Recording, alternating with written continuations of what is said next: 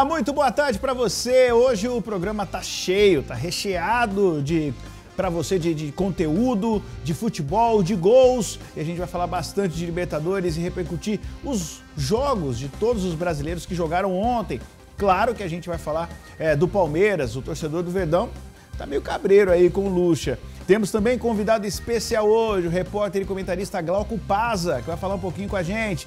Também tem Série D, Brasileirão e NBA. É muita qualidade o SBT Esporte para você. E como sempre, você pode participar com a gente. Manda aí no nosso SBT Zap a sua opinião, manda sua foto pra gente. Vai lá, 18 991437891. Caio Esteves, beleza, muito Marião? Boa tarde, tudo bem? Boa tarde a todo mundo que tá em casa aí. A gente vai falar com o Glauco Pazza daqui a pouco, bem legal, né? A gente ter essa ponte, né? São Paulo e sul do país também. Falar do Grenal bastante, né? Renato que ontem descontou toda a raiva que ele tava da imprensa, dos analistas que estavam falando que o Grêmio tava mal. O Renato é aquele cara, aquele treinador boleiro, né? Não pode deixar passar. Que ele se sente ali no direito de falar e realmente venceu ontem e estava no direito dele. É iluminado, né? É iluminado. Nos momentos de pressão, o Renato resolve. Sempre assim, e com né? o Grenal, se eu não estou enganado, invicto a 10 Grenais, o Grêmio, né? Perdão, com a vitória de ontem, 10 Grenais sem perder, assim, para o maior clássico do sul do país, é um baita tabu aí, né? Que o Inter vai ter que conseguir quebrar futuramente. O Grêmio muito bem nesse momento, pelo menos nos Grenais, né, Mário? E lá nos Pampas, o Grêmio venceu mais um Grenal do ano. Foi um golaço do PP. Põe na tela. O Grêmio venceu mais um Grenal no ano e o Inter segue sem vitórias no Clássico. O gol do triunfo tricolor foi aos 29 do segundo tempo. PP recebeu de Darlan. O camisa 25 ajeitou e bateu colocado. Um golaço. Fim de jogo no Beira-Rio. Grêmio 1-0 Inter. Os dois ficaram empatados com 7 pontos no grupo E. Praticamente Inter e Grêmio vão juntos para a segunda fase, né? Eu acho que ainda existe um risco. O América de Cali e a Universidade Católica são times até bons. A gente viu o resultado do Grêmio contra a Universidade Católica, levou um vareio de bola fora de casa, né? Mas acho que consegue classificar. Eu tenho dúvida do Grêmio. Eu acho que o Inter consegue classificar, mesmo pra gente falar como é clássico, né? Pra mim, o momento do Inter é bem melhor. O Inter tá jogando bem mais bola, mas aí você pega pra olhar um clássico, realmente não dá pra você falar que um time vai ganhar que o outro não vai. O Inter, se a gente for analisar os últimos 5 jogos, beleza, perdeu pro Fortaleza, não foi muito bem, mas o Inter tava jogando um futebol bem redondinho. Mas já não vamos falar com o Glauco Pazza, mas ontem, até aqui no programa, o Cudê deu a entrevista falando aqui na coletiva, falando que ele ia poupar, tem muito jogador cansado, o Inter tá jogando quarta e domingo, e o jogador não aguenta. Então, assim, ele colocou quem tava aguentando. Sim. Fisicamente e tal, e clássico numa Libertadores, ainda com o principal adversário, não é fácil, mas ele estava dando prioridade pro físico dos atletas, e não pro clássico. A questão é como que agora o Inter vai reagir na Libertadores depois de uma derrota de um Grenal, né? E pro Renato, para mim, importava muito mais esse jogo, pelos questionamentos que ele estava sofrendo também. Então, assim, a vitória do Grêmio é muito importante pro elenco e pro Renato, muito mais do que seria pro Inter, porque, como eu falei, para mim, o Inter vive um momento bem melhor do que o Grêmio. Rafa, não tem o Renato soltando os marimbondos? Não tem? Rapaz, é maravilhoso. Depois a gente mostra. Maravilhoso, maravilhoso. Bom, vamos falar agora do Furacão, que ganhou em casa por 2-0, mas os 2 gols foram marcados pelo adversário. Põe na tela. O Atlético Paranaense fez o resultado no primeiro tempo, com 2 gols contra do Colo-Colo. Christian cobrou escanteio e Felipe Cantos desviou contra o Patrimônio. 1-0 aos 7 de jogo. O segundo foi aos 14. Léo Cittadini recebeu na frente, avançou e bateu. O goleiro espalmou e Gabriel Suaço tentou cortar, mas mandou para a rede. Fim de jogo, Furacão 2-0. Foi dar o carrinho e pôs a bola pra dentro. Pôs a bola pra dentro. Que coisa. 2 gols aí contra, né? Dá pra dizer. E vitória importante do Atlético. O Atlético que vai também seguindo, vai conseguindo andar de degrau em degrau, vai conseguindo ali crescer na competição também. Vitória bem importante. Dentro de casa você tem que ganhar os jogos, né, Mário? Tem jeito. Só pra antes da gente falar do Santos, só pra antecipar vocês, provavelmente o nosso jogo de quarta-feira é River Plate São Paulo. Isso. né? Provavelmente... Para São Paulo e para o Brasil deve ser o Flamengo também. Deve passar o jogo do Flamengo aí na telinha do SBT. É isso aí. Bom, o Santos entra em campo hoje, 11 da noite, e só precisa de uma vitória simples para se classificar. Vai encarar o Delfim do Equador. Vamos ver como que deve vir aí o time do Cuca? Põe na tela. O Santos está no Equador e quer voltar com a classificação garantida. Uma vitória simples já garante o Peixe nas oitavas de final da Libertadores. A equipe de Cuca também está invicta na competição. Para pegar o Lanterninha Delfim, o alvinegro vai ter os desfalques de Alisson, Luiz Felipe e Renier. Mais uma vez, o técnico Cuca deve fazer mudanças no time titular, já que Caio Jorge está de volta. O time deve ser João Paulo, Pará, Lucas Veríssimo, Luan Pérez e Felipe Jonathan, Pituca, Arthur Gomes e Carlos Sanches, Soteldo, Marinho e Caio Jorge ou Raniel. Neste duelo aquático, quem vence? O Peixe ou o Delfim? Os golfinhos equatorianos. E aí, quem vence? A baleia ou os do golfinho? O peixe ou baleia, eu nunca sei direito, né? Porque o mascote é uma baleia do Santos, mas todo mundo fala peixe, né? E peixe e tal. Eu acho que o Santos tem condições de vencer sim, o time é bem melhor. Eu tava até falando, a gente tava falando aqui, enquanto o VT tava no ar, que o time do Santos, os 11 jogadores titulares são bons, né? O time do Santos tem um time bem legal com os 11. O problema é o banco, que quando recorre não tem as peças ideais. Mas olhando, o Arthur Gomes está num momento bem legal também, o Marinho nem precisa falar, apesar do último jogo contra o Botafogo. Soteldo também, que vem melhorando, jogo a jogo também. Então acho que o Santos consegue a vitória. E o Santos tem desafios mais tranquilos na Libertadores, né? O grupo que o Santos caiu não é um grupo tão complicado. Eu acho que está em primeiro do grupo, enfim, consegue se classificar sim. Também acho. Acho que o Cuca já vem classificado de lá do Equador. Eu acho que consegue vencer. O Cuca está fazendo um trabalho bem interessante, né? A gente não cansa de falar aqui que ele mudou realmente a cara desse time, que saiu de um time desacreditado totalmente, com a diretoria fazendo... até os problemas da diretoria foram meio esquecidos, sim. Né, Mário, com o Cuca, né? Ele conseguiu até trazer isso. No geral, esse meio de semana foi bom para os brasileiros, né? O Flamengo ganhou, o Atlético Paranaense ganhou. Só o São Paulo que tomou uma goleada, bastante, né? Sofreu muito. Mas tirando os outros, e ainda agora falta o Santos, mas os brasileiros na Libertadores foram muito bem nesse meio de semana. Teve o clássico do Grenal, um saiu vitorioso, outro não.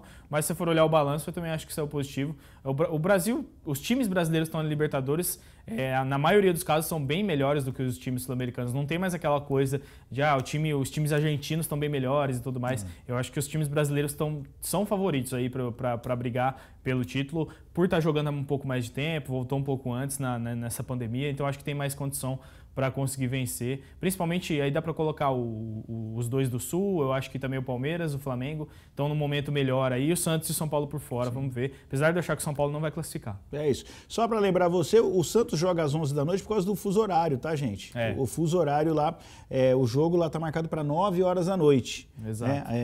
E o fuso horário não dá essa diferença. Horário bem ruim, o jogo né? aqui é 11 horas, né? Mas o jogo passa no Facebook, tá? O jogo do Santos hoje passa no Facebook, então pode assistir lá tranquilamente no Facebook Watch. Vamos para o WhatsApp aqui, o João Silva. E aí, Marião e Caio, boa tarde. Saudades de vocês, do meu Mengão. Jesus foi embora e deixou outra coisa. Tá oscilando, né? Ainda não é aquele Flamengo, e é natural, né? Aquele Flamengo da última temporada era espetacular, assim, você manter o mesmo nível de qualidade de resultados é muito complicado mesmo. Trocou o treinador, trocou alguns jogadores, mas eu acho que o Flamengo ainda tem um bom time e ainda vai se encontrar. Boa, vamos lá. O Toninho de Pirapozinho, boa tarde, o SBT está de parabéns. Com uma transmissão perfeita, mas o meu Palmeiras perde a oportunidade de se classificar antecipadamente. Mas se o projeto do Lucha... Se é o projeto do Lucha, fazer o quê? Ok. Exatamente. Boa, Toninho, um abraço. Deixa eu ver o Matheus de Birigui. Oi, 0x0 Palmeiras e Guarani. Aí o Vanderlei tem que ir embora, né? Prefiro o Felipão. Que isso, Matheus? Uai? Calma. Uma vitória ou empate fora de casa. Vanderlei tá invicto, tem 2 derrotas no ano.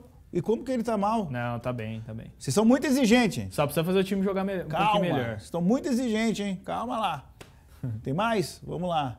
O João Pedro de Oswaldo Cruz, está na hora do Corinthians tirar o Cássio e colocar o Walter, ou contratar um goleiro novo. Que é isso, João Pedro? Nós já não vamos falar de Corinthians, perdeu ontem o jogo. Situação complicada, mas ontem o Cássio não teve culpa, não. Também acho que não. Ontem não tinha como. O Giovanni Rodrigues de Ilha Solteira. Ilha Solteira, dá até um ó. Sensacional. Você gosta, né? O que está acontecendo com o Corinthians, que não está andando para frente? Boa tarde. Complicada a situação do Corinthians. Jogo fora ontem não era fácil, a gente falou aqui. O Sport em casa é um time chato, mas tá devendo muito, né? O Corinthians, eu acho até que foi pênalti, a gente vai falar do pênalti do Corinthians, mas o Corinthians precisa melhorar urgente e o Coelho precisa também evoluir esse time, já que não tem outro, ele fala que é funcionário do clube, que não percebe efetivação, mas precisa melhorar o time. Vamos pro intervalo? A gente volta já, aguenta aí.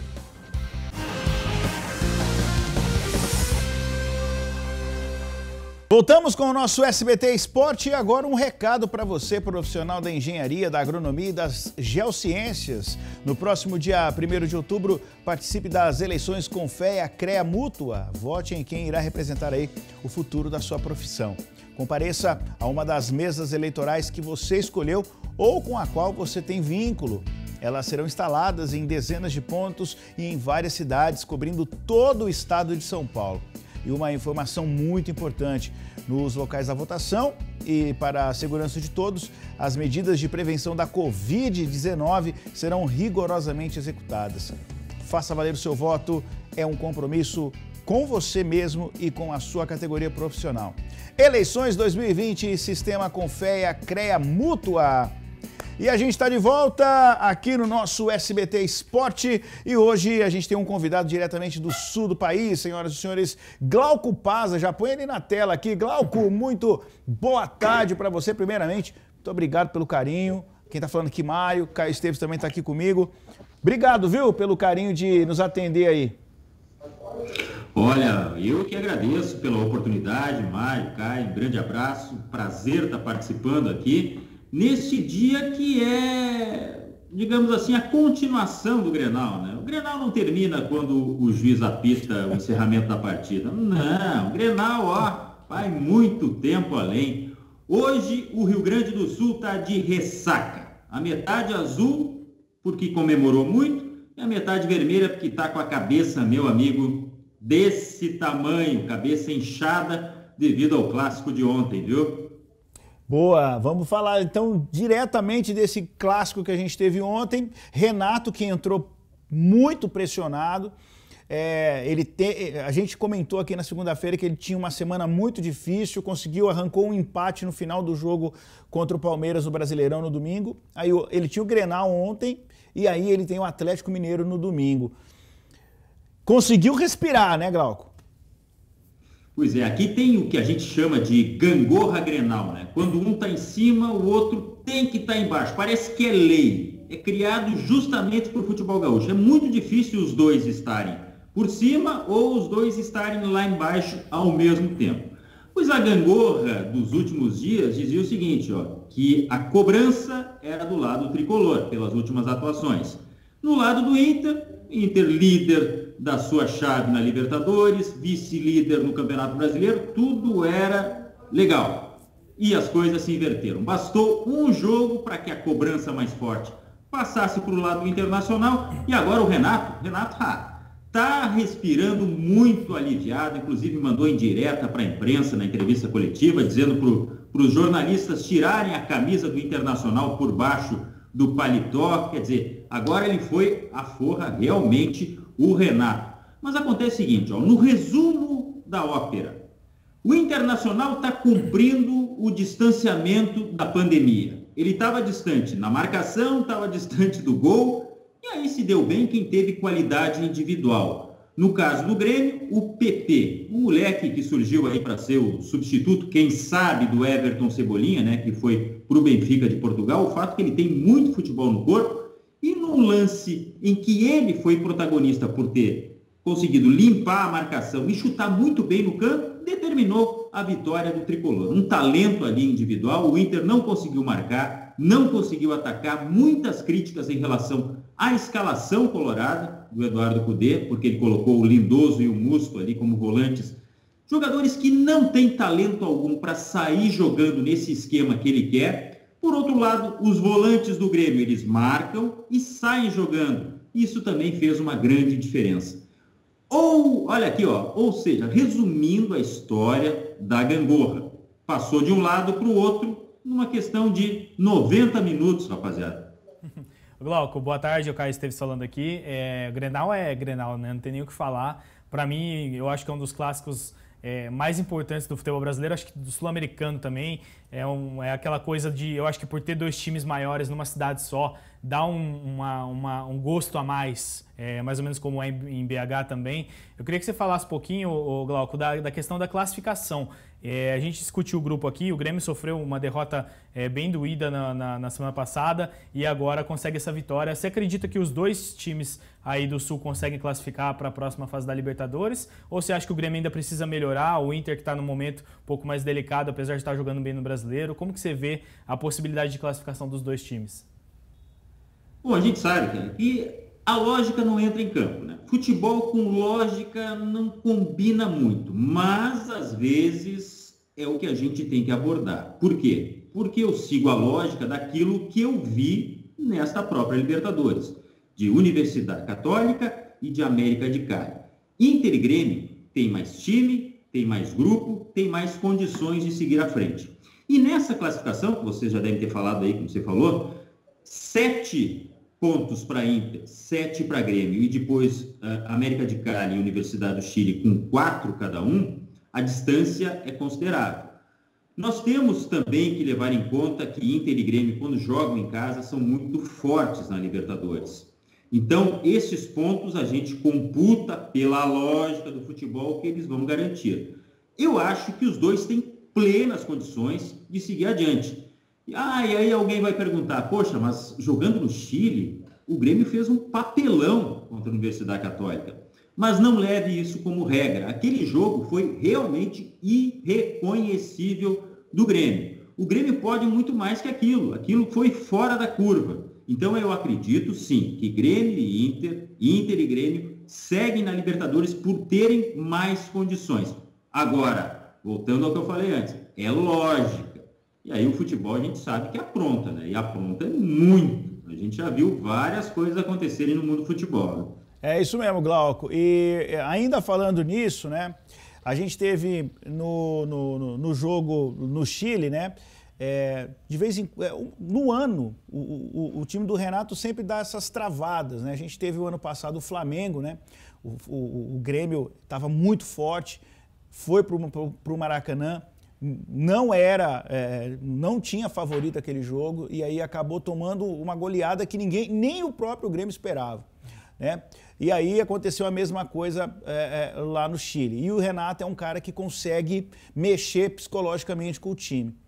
O Kudê, a gente teve ontem a matéria do Kudê, que ele está preocupado com o físico dos atletas. Eu sei que o torcedor, ele não está muito preocupado com isso não, ele quer ganhar o jogo, né? Mas você que acompanha as duas equipes aí, você acha que o Kudê fez o certo, mesmo sendo um Grenal, de poupar os melhores jogadores por esse massacre de quarta e domingo, e a recuperação é curta, é lenta, como é que é? Olha, tem uma coisa que eu falo sempre quando falam e quando dizem que os técnicos têm que poupar jogadores, que é a questão fisiológica, a questão médica. Quanto a isso, a gente não tem como contrapor. Existem exames hoje, e eu estou há 30 anos nessa brincadeira de futebol aí, existem exames que são muito definitivos, o próprio exame de sangue, né? Se o jogador está no estresse muscular ou prestes a estourar, enfim, tudo isso a gente tem que respeitar. O que se questiona no Eduardo Kudê é que ele, às vezes, não bota as melhores peças nos locais ideais, tá? Por exemplo, essa escalação ontem de Musto e Lindoso travou o time e não teve condições de ocupar espaços, não teve condições de articular jogadas. Mas ele não tem jogador à disposição. Poxa, o Eduardo Kudê está formando um grupo e ele pediu várias contratações. Então não vamos tirar também a responsabilidade do Kudê em relação à formação do time do Internacional. Agora a pressão é inerente, por quê? Porque foi o 5º Grenal do ano e o Kudê não venceu nenhum. Porque se nós formos ali nos números frios, o Inter está lá no topo do Campeonato Brasileiro e ainda é líder do seu grupo. O problema é que o torcedor gaúcho não engole perder Grenal. Essa é uma questão totalmente à parte. Atuações, tanto o Inter quanto o Grêmio tiveram tropeços horríveis. Times improvisados, digamos assim, times mistos. Mas isso não é só coisa de Renato, não é só coisa de Kudê. O Diego Aguirre, quando passou pelo Internacional, a principal crítica em relação a ele foi o rodízio de jogadores nas escalações que ele botava em campo. E isso vai continuar acontecendo, porque é muito jogo, num período aí que nós estamos de pandemia, que os jogadores não treinaram e vai estourar a parte muscular, a parte física. É importante, sim, senhor. Agora, você foi bem claro, o torcedor quer saber de parte física, quer saber de balanço. Não, o torcedor não quer saber se o clube está devendo dinheiro, se o clube pediu para pagar em banco, se está adiantando receita da televisão. Não, o torcedor quer vencer. E aí, meu amigo, o Kudê está com a corda no pescoço, porque não vencer Grenal aqui no Rio Grande do Sul é horrível. Eu imagino. Glauco, aquele abraço, um grande restinho de semana para você e espero encontrá-lo mais vezes aqui no nosso SBT Esporte, tá bom? Grande abraço para você, valeu. Valeu, Glauco. Estou à disposição aí, fazer parte desse time para mim é uma honra. Grande abraço para vocês. Valeu, Glauco Pazza, diretamente lá de Porto Alegre. Agora a gente vai subir, vai lá para o Nordeste, vai lá para o Recife, porque o Corinthians continua oscilando e ainda não conseguiu a segunda vitória consecutiva na competição. Vamos ver o gol da vitória do Sport Recife, põe na tela. O Corinthians segue sem engrenar. O gol da vitória do Sport saiu aos 37 do primeiro tempo. Everaldo fez pênalti e Iago Maidana cobrou com categoria, sem chances para Cássio. Fim de jogo, Sport 1-0 Corinthians. E esse Maidana é ruim pra cacete. Mas o pênalti foi bem marcado. Acho que o Everaldo, depois que quiser ver o lance, ele aumenta o corpo dele com a mão e aí acaba que o árbitro viu o pênalti e marcou muito bem. Eu achei que foi realmente justo, mas teve um lance também muito parecido, ao contrário, no ataque do Corinthians, que ele não deu o pênalti, que o zagueiro também aumenta a massa corporal, entre aspas, com a mão e acaba que o juiz não marca pênalti. Eu achei que foi incoerente nessa parte, mas o pênalti do Sport foi razoável. E é complicado, né, Mário? O Corinthians jogando fora de casa, em casa já não está conseguindo jogar muito bem. Fora, pior, o Corinthians estava tentando ontem muitos lances individuais, não criava espaço, e o Sport, pelo contrário, trocando passes, conseguindo chegar um pouco mais. O jogo, para mim, foi fraco, mas acho que o Sport mereceu a vitória. Galera, mais uma vitória, vamos falar de NBA agora, vamos sair do futebol, vamos falar de NBA, mais uma vitória do Miami Heat nas finais da Conferência Leste. Os Heats abriram 3-1 na série contra o Boston Celtics e precisam de mais uma vitória simples para chegar às finais da NBA. O grande jogador da partida foi o calouro, o Tyler Hero, ele que marcou aí 37 pontos, pegou 6 rebotes e deu 3 assistências. O Jimmy Butler, o Bam Adebayo e o Goran Dragic também marcaram mais de 20 pontos no jogo. O Miami Heat terminou vencendo aí por 112-109. Teremos Vamos ver, né? O Miami Heat. Eu acho que vai dar Miami. O time que deu a visão do LeBron aí no NBA, o pai LeBron? Tinha o pai LeBron, o Chris Bosh, Dwayne Wade. Acho que o Miami tá melhor na série, tá mais seguro, acho que consegue vencer. O Miami é legal que não tem aquela estrela. O Miami, todos os jogadores são bons. Então, é um time muito coletivo, isso é bem legal lembra de ver no muito basquete, o Raptors do ano passado, né? Isso, lembra bastante. Apesar do Raptors ter o Kawhi, que era absurdo, sim, mas era um time bem coletivo também. Miami tá muito bem. O Tyler Hero, só um dado legal que eu vi hoje, Mário, é o primeiro jogador dos playoffs, da história dos playoffs da NBA a marcar 37 pontos num jogo de playoff. Então, assim, bateu o recorde. Ele tem menos de 21 anos. Primeiro jogador com menos de 21 anos a marcar essa quantidade de pontos. E o moleque é bom. Espetacular. Bom, acabou o programa. Se você quiser rever, tá lá no tela2.com.br. Grande abraço pra todo mundo. E amanhã é o quê, Caio? Sextou, né? Que é isso? Amanhã tem musiquinha, zoação, aquela coisa toda. Tchau. Até mais.